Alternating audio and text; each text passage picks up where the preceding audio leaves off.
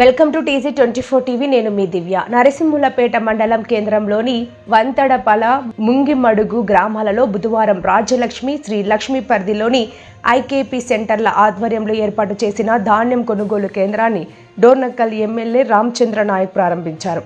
ఈ సందర్భంగా ఆయన ధాన్యం తేమ శాతాన్ని కాంటాలను స్వయంగా పరిశీలించారు. ఈ సందర్భంగా ఎమ్మెల్యే మాట్లాడుతూ కొనుగోళ్లు వేగంగా నిర్వహించాలని అన్నారు. రైతులకు ఎలాంటి నష్టం జరగకుండా చూడాలని సంబంధిత అధికారులను ఆదేశించారు. ఈ కార్యక్రమంలో కాంగ్రెస్ జిల్లా ప్రధాన కార్యదర్శి ఇర్రి లింగారెడ్డి, మండల అధ్యక్షులు రమేష్, గ్రామ పార్టీ అధ్యక్షులు వెంకన్న, యూత్ అధ్యక్షులు ఉపేందర్, రాములు, మధు, యాకయ్య, లింగన్న, నాగేశ్వరరావు, అధికారులు, మండల తహసీల్దార్ నాగరాజు, మండల ఏవో వినయ్ కుమార్, మండల AE Pandu, APM Veeraiah, CC Bhimudu, వెలుగు CAలు మంగమ్మ, శోభ, శశిరేఖ, అలివేలు, విజయమ్మతో పాటు గ్రామ ప్రజలు, రైతులు, అధికారులు, ప్రజాప్రతినిధులు తదితరులు పాల్గొన్నారు.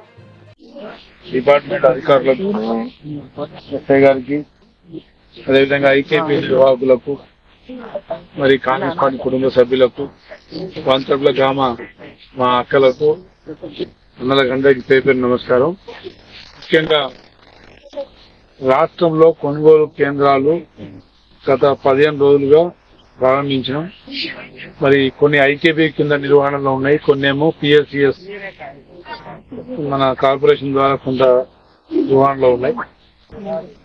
మాయిశ్చర్ రాగానే వెంటనే కొనుగోలు ఇస్తామని చెప్పిన మరి గిట్టుబాటు ధర 2320 రూపాయలు మరి గిట్టుబాటు ధర MSP రేటు.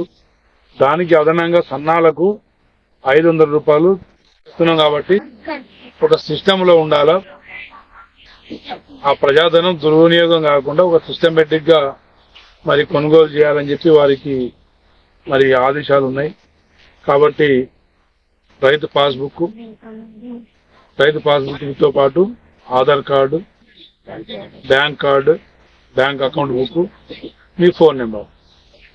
మీరు ఈ ధాన్యం కొనుగోలు అయినాక వారు ఎంత ధాన్యం పోయిందనే వివరాలు ఇచ్చిన దాన్ని బట్టి ముందుగా మీ MSP అమౌంట్ మీకు ఆ ఖాతాల్లో పడతాయి.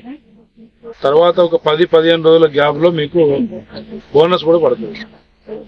బోనస్ ఆ రెండు కలిపి ఒకసారి ఇయ్యరు, ఎందుకంటే ఎంత టోటల్ ధాన్యం ఎంత కొనుగోలు జరిగింది దాని తర్వాత మళ్ళీ లబ్ధిదారులు సన్నాలు ఎవరి ఉన్నాయి, దొడ్డు బియ్యం ఎవరిది, రైస్ ఎవరిది అనేది డిఫరెన్షియేట్ చేసి అధికారులు మీ అకౌంట్లలో మిగతా అమౌంట్ డైరెక్ట్ వేసేస్తారు. అదేవిధంగా ప్రభుత్వం ఇచ్చిన ప్రతి హామీని నిలబెట్టుకుంటూ ముందుకు పోతున్నాం. గ్యాస్ 500 సిలిండర్ ఇస్తున్నాం, కరెంట్ 200 యూనిట్లు కరెంట్ ఫ్రీగా ఇస్తున్నాం. ఎవరైనా మీటర్ లేని వారు ఉంటే మీటర్ పెట్టుకోమని చెప్పండి. మీటర్ లేకుండా మీరు కరెంట్ వేసుకుంటే అది నేరం కింద అవుతుంది. ఇలా కరెంట్ ఫ్రీ కాబట్టి, కరెంట్ ఎలాగో ఉచితం కాబట్టి మీటర్లు పెట్టుకోండి. అదేవిధంగా కరెంట్ అదనంగా ఎక్స్ట్రా కరెంట్ కాలకుండా మోటార్ల దగ్గర, పంపు సెట్ల దగ్గర కెపాసిటర్లు పెట్టుకోండి. 400 రూపాయలకి కెపాసిటర్ ఉంటే కరెంటు వేస్టేజ్ తగ్గుతుంది. కాబట్టి అది మన కరెంటే, మన సొమ్మే, ప్రభుత్వం కదా అని చెప్పేసి నిర్లక్ష్యం చేయకండి. అదేవిధంగా ఆరోగ్యశ్రీ బీమా 10 లక్షలు ఇస్తున్నాం.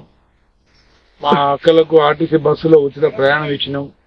ఇందిరమ్మ ఇల్లు ఈ వారం ఈ నెలాఖరు వల్ల వచ్చే అవకాశాలు ఉంటాయి. మరి లబ్ధిదారులను గ్రామ సభలు పెట్టి గుర్తిస్తాం. జనగణన అయిపోయిన తర్వాత ఇందిరమ్మ ఇల్లు కార్యక్రమం ఉంటుంది.